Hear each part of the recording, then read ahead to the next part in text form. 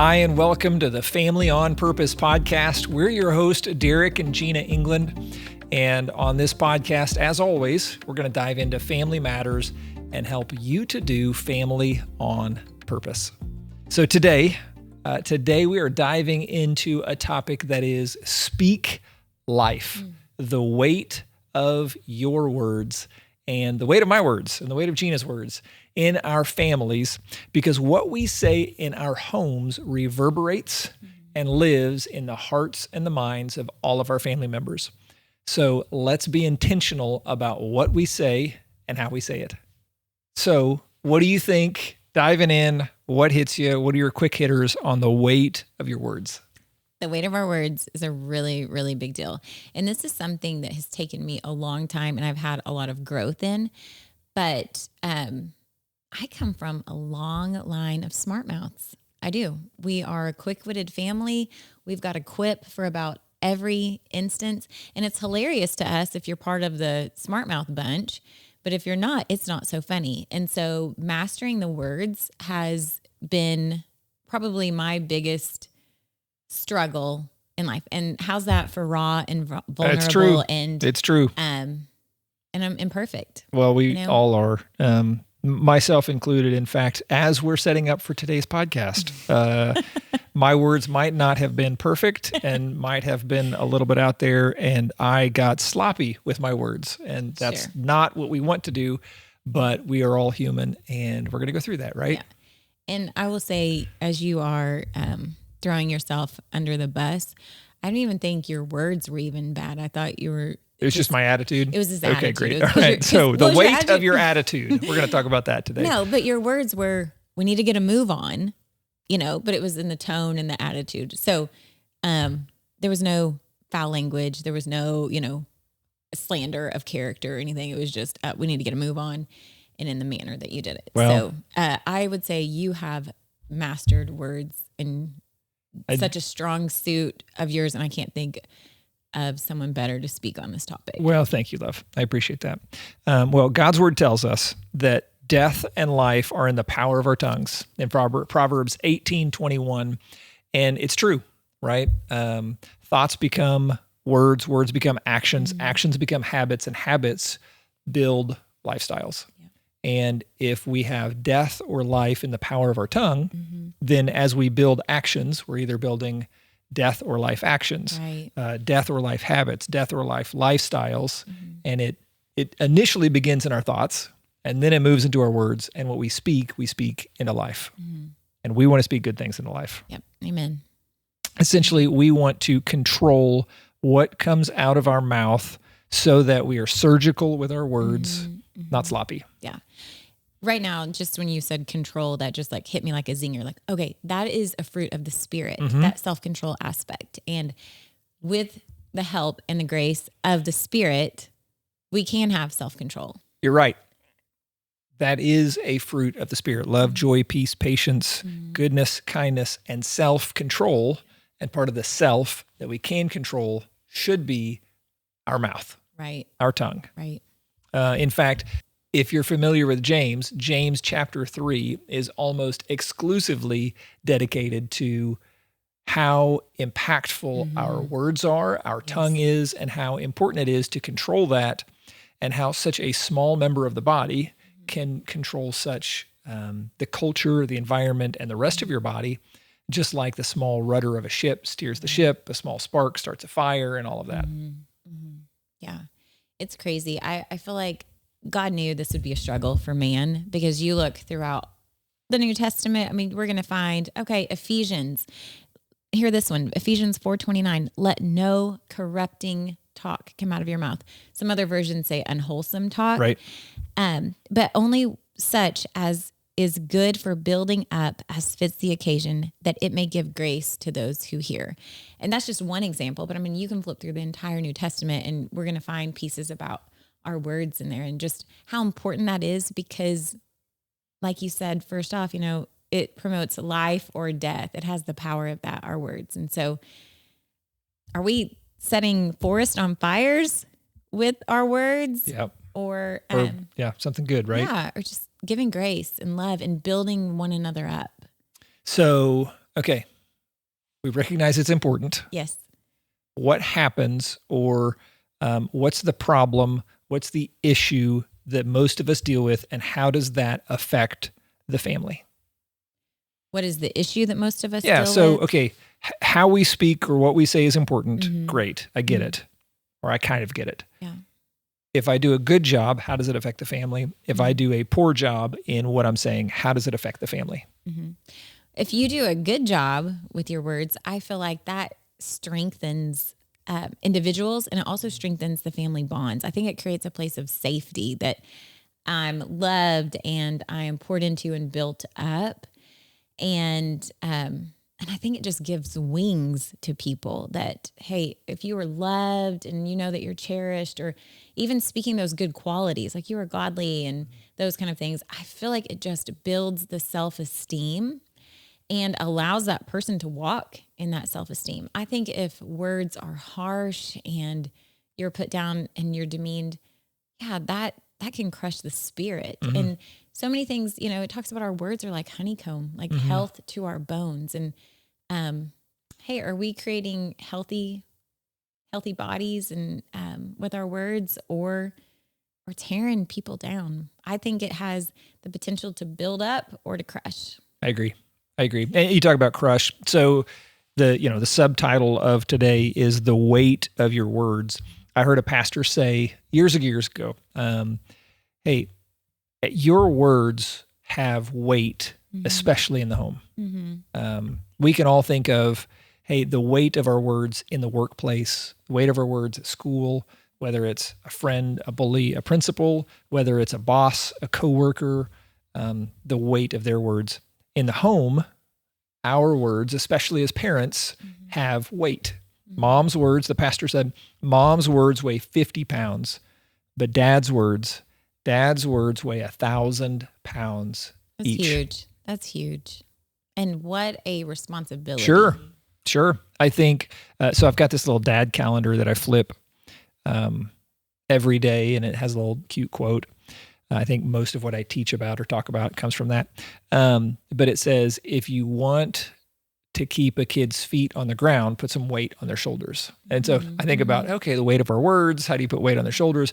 But you want to build them up in the right way, because you mentioned crush. And I think a father who uses his 1,000-pound words incorrectly, sloppily, if that's a word, or haphazardly, he can do a lot of collateral damage and not even recognize that he is. I've seen it time and time again in friends or in families or men that I know who they are flippant with their words, and their words have consequences, and the consequences are the identity, character, and beliefs of their family members. Yeah. Like, not to be Debbie Downer, but like that's a real thing and a Sure. big deal. Sure. And I think it's worth addressing for sure. I can think of instances and almost seeing like a stunted growth in people because of words that were spoken over them. Yep. So it is crazy the effect that our words have on the people around us, especially in our family. So a quick word to dads here is a word of encouragement. Ephesians 6:4 says, fathers, do not provoke your children, instead bringing them up in the instruction and training of the Lord. Dads, be careful with your words. Use them for encouragement, and do not ever put your kids down. Even if they do fail, even if they are having a hard time, don't put them down. Yeah. Those words that you might never remember, they might never forget. Don't ever call them dumb or stupid or a joke. Don't call them a failure or a mistake. Those are things that I've heard being spoken over people that I know before. Yeah. And what that does is those words hit at the identity of a kid. And I say a kid, hey, definitely don't use it against your spouse or another family member. That's an obvious. But dad, your words weigh 1,000 pounds.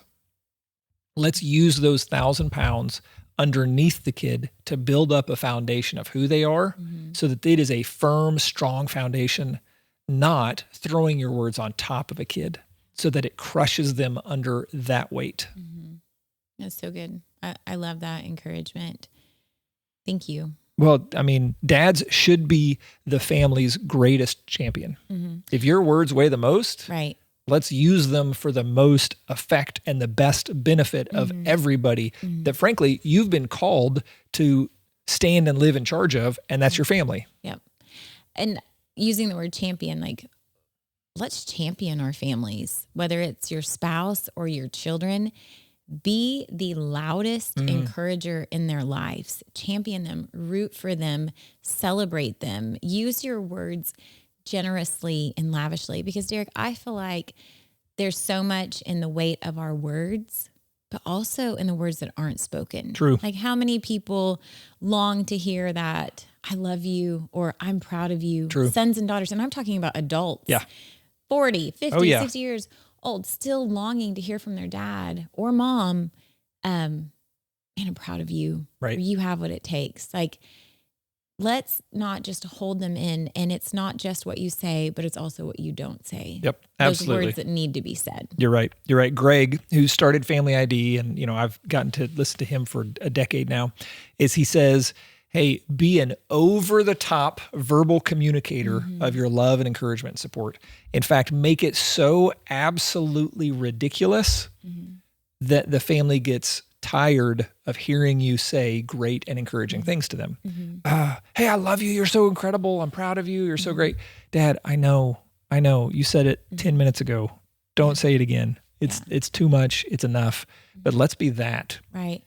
That reminds me of such a precious story of my friend's mom, Lonnie. Her mom passed away about 5 years ago, and she was an over-the-top, sincere, Right. And Sure. genuine. Sincere is important. Just over-the-top, lavish with her affirmations to her kids. And I remember my friend Lonnie, her older brother, who's probably in his 30s at the time, got up on stage during their mom's funeral and was just saying the most precious things about how his mom would wake him up. And she woke up both the kids, Lonnie and Sean, just with words of affirmation about, just how wonderful they are, or for him, how handsome he was. And he said that by the time he went to school, he already had 100 great things spoken over him, that it didn't matter what anyone else said, that if someone said he was ugly or unintelligent, it didn't matter. It fell off of him because he was already built up before he went there. And speaking with Lonnie recently and her sharing, I was telling her, you had a gift in your mom. I hope that you know what a gift that you have in her. And she said, oh yeah, she didn't know it at the time, how good it was. But now that her mom's not here, she feels that void of, wow, she's not getting those affirmations like she was. Right.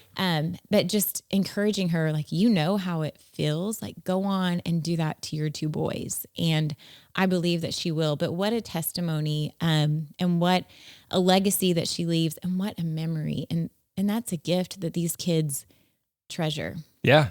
And I would ask anyone, if you weren't here anymore, would there be a void of words of encouragement from those that you live with or don't live with if your children are grown out of the house? Would there be a void if you weren't here? It's a good challenge. Yeah. It's a good challenge and a quick look at the mirror. Yeah. Would there be a void? Void, yeah. Of words of affirmation in your life. Of affirmation and encouragement if you weren't there? Mm-hmm. Yeah. It's a good question. Yeah. For sure. And sometimes it comes really easy to speak life, to speak those praises over your husband or your kids or those blessings. And then sometimes it doesn't either, because it's an unnatural behavior for you. So let's start there. If this is something that's unnatural for someone, what do you suggest? Oh, good question. I would say one, embrace the weirdness. Right. The awkwardness, and start with something that is just small. Like, if you're the type of person, or if somebody is the type of person who is usually negative, let's throw a positive thing in there. Yeah. And your family, you might say, hey, I like that shirt on you. What? What do you want from me? What do you want from me? That's what I was thinking too. Are you feeling okay? Yeah. Or the challenge is, this is a complete and total side note, sarcasm. Oh man. Sarcasm is like a dangerous, bottomless pit of sinking sand. Yeah. Because inside the home, sarcasm has no place.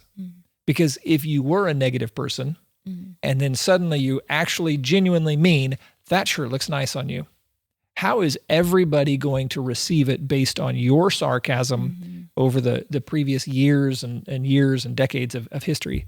Oh, well, this shirt must really actually look bad because they said it looks nice and they're always sarcastic. It's a great point. Sarcasm is just a dagger that keeps turning and turning every time you do it. Hey, another encouragement, don't use sarcasm in your family. It's got no place. Really, it's got no, you can use it with your friends. You can use it at work, you can, especially with your boss, but try that. If you get the sarcasm in there, but hey, don't do it at home. Your family deserves better than you being sarcastic to them. They deserve better, and you deserve it better from your family. So to somebody who maybe your home, the culture, the dynamics of your home are not positive or encouraging, embrace the awkwardness and start small with something like, hey, really, not sarcastically, that shirt looks nice on you. Genuine, if you mean it. Right. Or, hey, I'm really excited that we're a family and I look forward to what we're going to do over the next year or 2 years or 5 years. That's good. That's A good. little bit of positivity Yep. goes a long way. I love that you mentioned the word genuine because I think that is key. Be genuine and be sincere because we can all discern untruths and insincerity. And so, man, be sincere. You know, I love this character trait in you and be sincere in that. Or, well, and you know, the power word to that is because. Because. Hey, hey, thanks for what you did today because it meant a lot to me. Hey, I appreciate this in you because it's good. Hey, babe, I appreciate how thoughtful you are because it makes me feel seen and heard and understood. Whatever it is. The because is the power word that really lights the thing on fire. Yeah, that's good. I love the start small. Hey, embrace the weird. And it's like, if it's not natural for you to encourage other people, treat it as though it's any new whatever that you're learning, any new task that you're learning. Okay, it's going to be awkward at first, but the more that you do it, the more comfortable that it becomes. And just keep pushing through until words of life are the norm in your home, that becomes the culture of your life. That's good. Hey, keep going until it feels normal. I don't know. I think we were talking around the table the other day about, you asked the kids, hey, what would you do in this situation? And they said, oh, well, I'd probably answer something like this way. I said, okay, practice that. Like actually say that thing right now out loud. And I think Jack went first and he was like, okay, no, because of la da da, and he practiced it. And I said, here's why. Things can make sense up here, but there's a challenge in translating them from your mind to your mouth. This is why this is the third run through of this podcast. I'm kidding. This is the first go at the podcast, but this is why people practice speeches is because you can read it on a page and say, oh yeah, I'll say all of this exactly the way it is. But until it actually rolls off your tongue, you don't get used to it. So those positive words, the encouragement, practice it until it becomes natural. The first time it will feel unnatural. Something you said a little while ago was that, hey, using encouragement in the home sparks the identity of somebody. And, you know, that is the core of what we teach at Family ID on the interdependent family about, hey, your core needs, your core identity issues will be validated or created at home long before they are created or validated outside the home. So your friend Lonnie, hey, they didn't need as much encouragement at school. Right. because they knew when they got home, mom's my number one fan. Or, hey, I don't care what that group of kids says about me because I know really who I am because mom says it every day, all the time. Right. I think I talked about this on another episode, but there's a show, Swamp Kings, University of Florida, Tim Tebow, when Tim Tebow was at Florida and they won a national championship. And there's a clip where Tim Tebow says, when your parents tell you every single day of your life that you're incredible and you can do whatever you want and you're going to change the world, at some point, you just start to believe it. Yeah. And wouldn't that be a gift for your kids if you built them up and encouraged them so much that they actually started to believe it? Like, what a gift. Right. And especially, we're saying, hey, anchor those words of life in truth and be sincere, be genuine. And then they're actually believing true things about them. Right. We're not setting them up for a failure of whatever it is that's something outlandish or made up. But no, this is genuine. This is sincere. That's good. So going back to what you said, hey, what about a family that this is unnatural? So start small, accept the weirdness. One that I was thinking of as we were preparing for this, and I wrote down on my notes here, is it might take swallowing some pride. Oh, that's good. Because you might have to say 5 or 7 words like, hey, I've been a jerk, right, and I'm sorry. Right. My words have not been great. I haven't treated you kindly, and I'm sorry. I might have said that before the podcast. I didn't do it right. Yeah. I'm sorry. An attitude thing, not your words, but I am. But it's the same thing, right? I mean, hey, let's accept responsibility, which the only cost of apologizing is what? Pride. Pride. Yeah. It's pride. And that's something we don't want anyways. Right. So if I can get rid of that and give it away, all the better. So a family or a home or a person who encouraging words is not your natural, hey, start small, accept the weirdness, and you might have to accept some responsibility or own your shortcomings. I think a lot of people do not grow up in homes like my friend Lonnie had, or even, downgrade that to even hearing maybe 1 or 2 nice things a week of encouragement. And so sometimes it's hard to do things that haven't been modeled for you. So you can hear something and be like, oh, I didn't know I wasn't doing this because I didn't know if I didn't grow up that way. Right. And so, the good thing is hey, it just starts with one time, one word of life, one encouragement, and get determined about it, that everyone in your home is going to know how absolutely loved and adored they are by you. I'll tell you, it was something that I was on a podcast, and the podcast host said that she did every, I think it was Thanksgiving or Christmas, I can't remember, but they have a note card, and everybody has a note card with their name on it, and they pass it to the left, and they go all around the table, and everybody at the table looks at the name on the note card and writes something that they either love or appreciate or encouraging to the person on that note card, write it down, and then pass it to the left. So everybody's note card goes all the way around the table, and then it ends up back with them, and it's loaded with, hey, things that people appreciate or love or encouragement or something on that note card. And man, wouldn't that be cool? Like a gift, like at the end of 10 years, you've got your 10 note cards. Oh, sure. Man, that'd be so cool. We need to start that. Done. Let's do it. Oh yeah. Cause just to be able to reflect on that, if you have a bad day and you're getting down about yourself, to have that note card and be like, no, this is what people think about me. And this is what the people who love me think about me. That's right. That's super cool. And kudos to that podcast host that initiated that idea. And it's definitely worth imitating for sure. And I want to add it to our Thanksgiving or Christmas time with our family. Done. I'll buy the note cards from Amazon. Okay. They'll be here in 10 minutes. Okay. So Derek, I want to juxtapose. We talked a lot about speaking life, and the scripture that you started us off with was, hey, in the tongue are death and life are in the power of the tongue. And so let's juxtapose that for a minute and look at what does death look like from the tongue. Well, I think it's what I'm challenging every father to not do. That's put down, discourage, diminish, or make fun of, sarcasm towards. I don't know if that's a verb. Sarcasm. Have sarcasm towards. I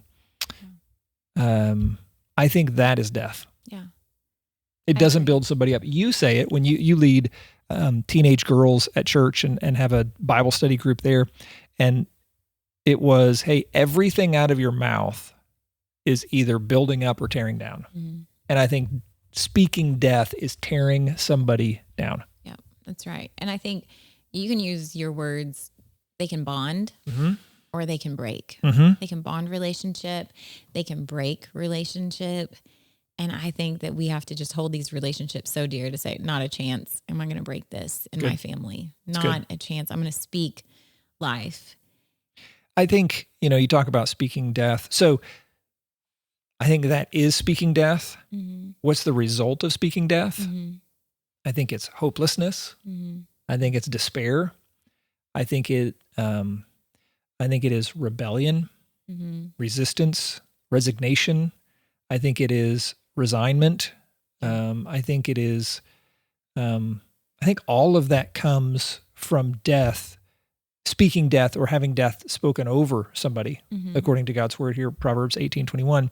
I think really it's negativity and tearing somebody down ends up in all those things, and it compounds on itself. I mean, we look at social media and the power of life or death in social media comments, likes, dislikes, thumbs up, thumbs down, because teenagers, especially teenage girls, are dealing with depression at a much higher level because they're putting themselves out there, and then the weight of the words of their peers are influencing their view and identity and the agreements that they're making about themselves. That person thinks I am fill in the blank. I love that you just use the word agreements. I feel like in every little sentence you say, I'm like, oh yeah, I just jump onto something. But agreements, how true is that? Because I think like words that were spoken over me, I had some words spoken over me in like middle school.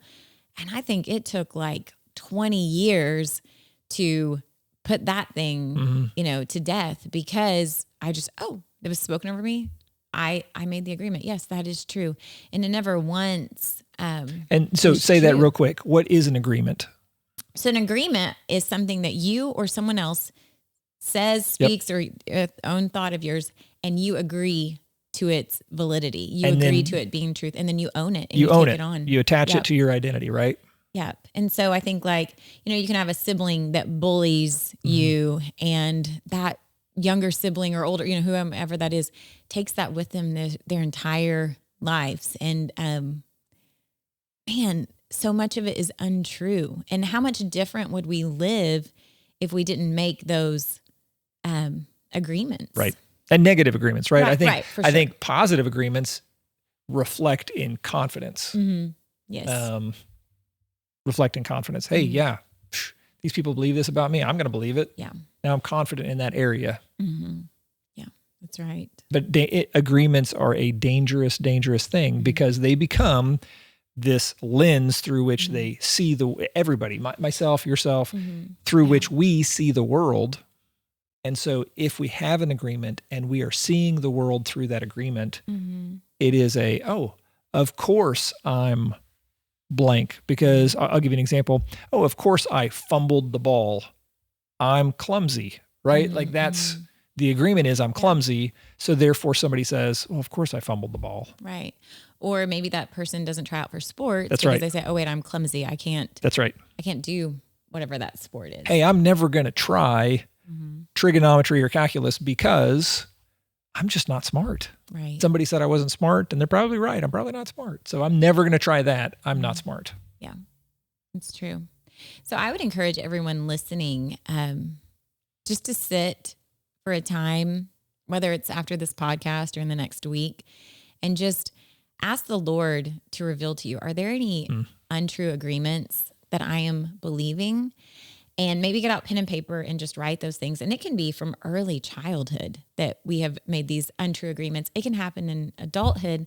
And then I would say also, why don't you take the time to say, have I spoken anything over someone that they could have potentially made an agreement about? That's right. And so the question that I was going to add there is, ask yourself, how do I see myself? That's good. Write that at the top, and then just start to fill in the lines on the paper, and let your mind and your spirit go somewhere, because how you view yourself, eventually you'll get through the thin top layer, and you'll get down into the real stuff. And then one will pop in your head and you're like, oh man, I guess I do view myself that way. Right. For good or bad. So babe, what would you suggest to someone who takes the time to make a list, to ponder this, and they come up with clumsy, whatever that untrue agreement that they made? What do they do with that now that they've identified an agreement? What's the next step? Well, I think one, our identity is based on Christ. And Christ said, I make all things new, and I bring into perfection all things. And so one, we bring those agreements or those perceptions of yourself to the foot of the cross. And I say that for somebody maybe who has never heard that before, that's a fancy way of saying, you pray about it, you ask Jesus, and you say, hey, Jesus, what do I do with this? And so if you have a list of ways that you view yourself or agreements, hey, God, is this true? Is this not true? And then if you can't get through that, I think there is wisdom in an abundance of counsel. And if you have trusted people in your life, that it could be one person. If you have somebody that you actually believe what they say, you say, hey, look, can I buy you coffee? Can I take you out to lunch? Can I just have 20 minutes of your time and say, hey, here are ways that I view myself. Yeah, that's good. What do you think? Are these true or not true? Now, not all of us have that in our lives. We don't. Right. There's a lot of people who maybe are going through life alone or don't have those trusted friends. Your spouse is a great place that hopefully you trust your spouse, because that's supposed to be the most intimate relationship you have in your life. And so can you take it to your spouse and say, hey, I'm dealing with some stuff. I'm working on myself. I want to be better, and I want my words and my reflection to be better in the home. But first I've got to start with me. Right. What would you say? That was a long answer to a short question. I love your answer. What would I say to someone who identified something on their list? What do they do with it?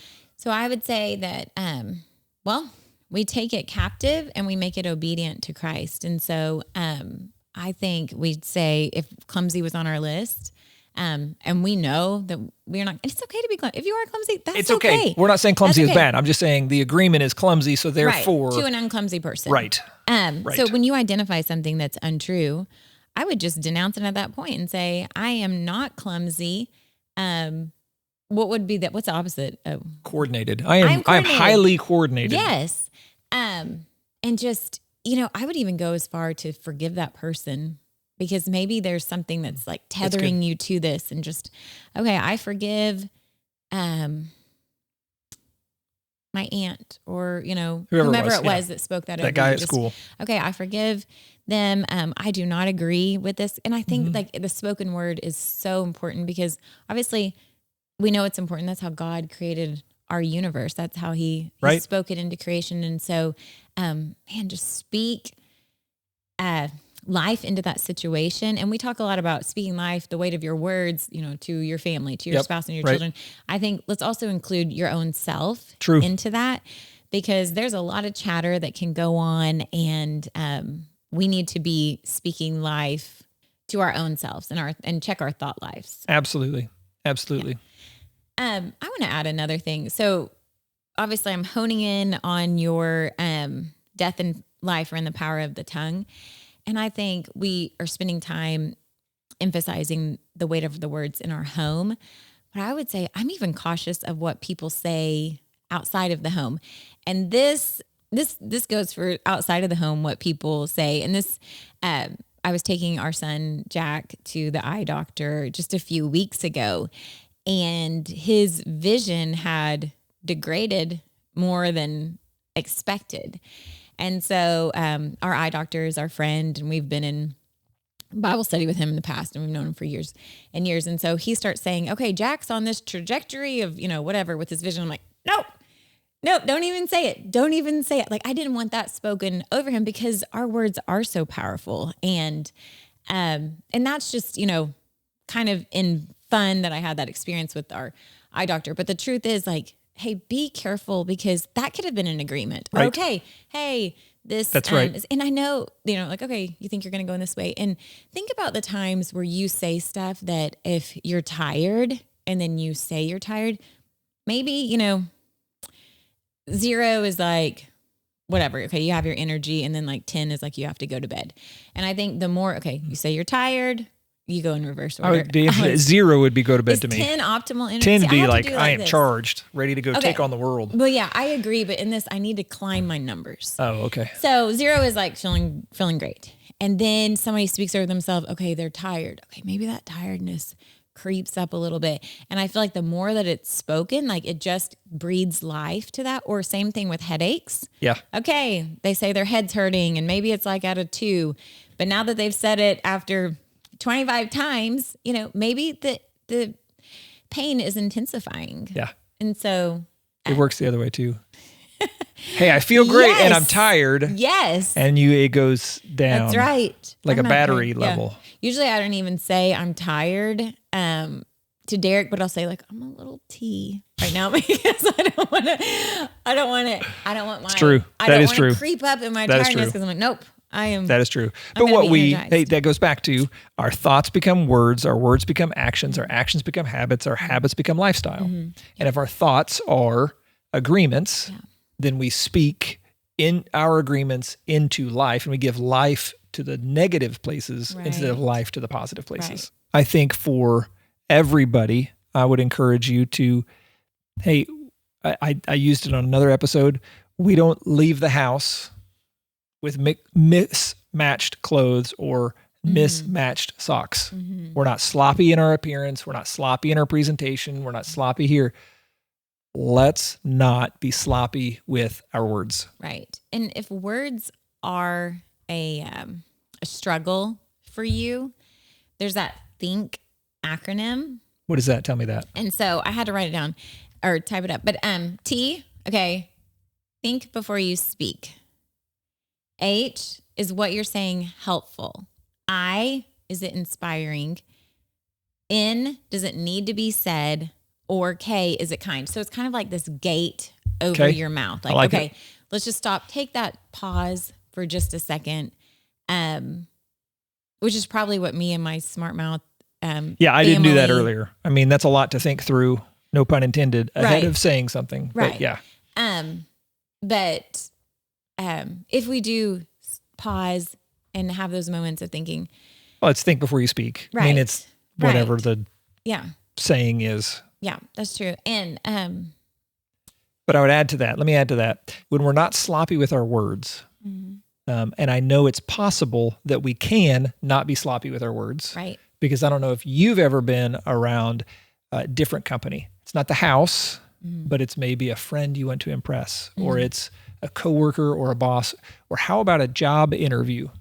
You probably don't speak in a job interview the same way that you speak to your spouse in the home. So if we were going to or challenged, can you control everything out of your mouth for the next 5 minutes? Mm-hmm. Yeah, you could do that. If I was consciously thinking about it, if I was focused on it, I could control every word that comes out of my mouth for the next 5 minutes. Yeah. Well, if I can do it 5, why couldn't I do it 10? Right. If I can do it 10, why couldn't I do it in an hour? Yep. That's so good. So it is possible. Your tongue, believe it or not yours, but everybody listening. I mean, yours included, but mine included. All of our tongues are completely under our control. Yeah. Yeah. I do think it takes just that measure of self-control that is a fruit of the Holy Spirit. And if it is a weakness of yours, like ask the Spirit, I need help, grow me in this, He's here to help us and we don't have to struggle True. by ourselves. And like you were saying, I think an apology goes so far. So if you find yourself having any type of conviction of like, oh, yes, I have spoken harshly to my spouse or to your children, or your neighbor, or whomever, whoever that person is, coworker, person at the register, whatever, own it, and just seek forgiveness.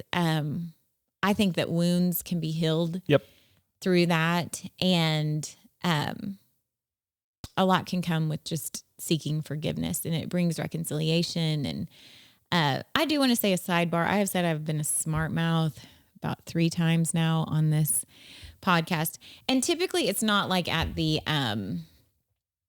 expense of somebody, it's more just like quick-witted stuff. But when you hear in the Bible, like you're going to give an account for every idle word that you say, like it is a little scary. I'm not going to lie, but I just don't want anyone to think like, oh, here I abuse that's Derek not or the case. our kids with No, words. that's not the case. And praise God that God has given me growth in those areas, and like certainly never over the kids, but I know you have been at the brunt of it, especially early on in marriage. And just being so immature for me, I was so immature and stuff. And so thank you for your grace to me. And you have taught me so much about self-control. I have no idea how you do it to the extent that you do it, but it's very beautiful.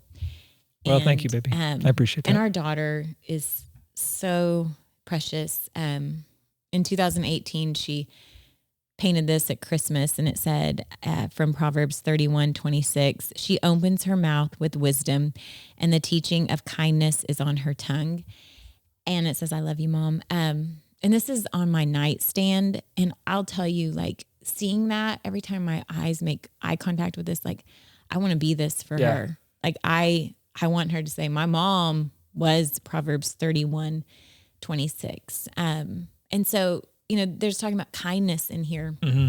And when I think about our words, I know I've mentioned the fruit of the Spirit a lot of times, but I relate to the fruit of the Spirit with our words so much. Like, okay, we can speak love and joy and peace, and we can be patient and kind and good and faithful and gentle and have that self-control. I think there's so much beauty offered to us from the Spirit, and that our words should line up with that. I think so too.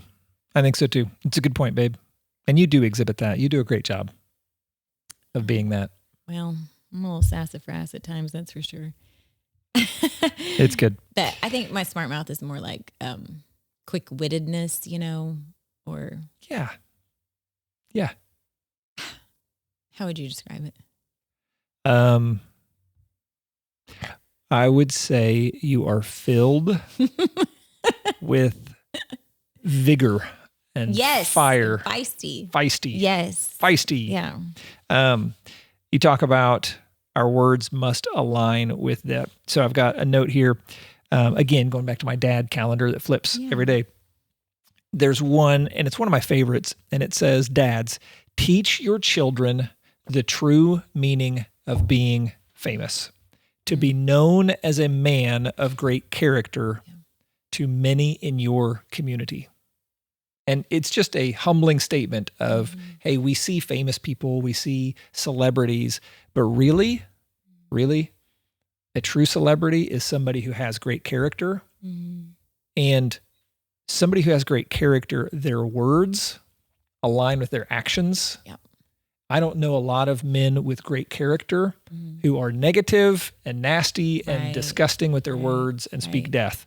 No. Yep. The men of great character have great words to go with them. And so I would encourage each of us to understand and demonstrate the true meaning of celebrity. And that's to be known as a person of great character in your community. Hey, that's in your city, that's in your home, that's in your city, that's in your church, that's at school or work or wherever you are. And that begins with, our thoughts become words and our words become actions. So we need to align all of that together. Yep. So as we close out today, I want to encourage you that you have what it takes to speak words of life. Your words have weight in the home and they impact your family. So whatever you say, let's say it on purpose, because we want whatever you do as a family for you to do it on purpose. Reminder, perfection is not the goal. Right. That's impossible to achieve, but we can be more intentional each and every day.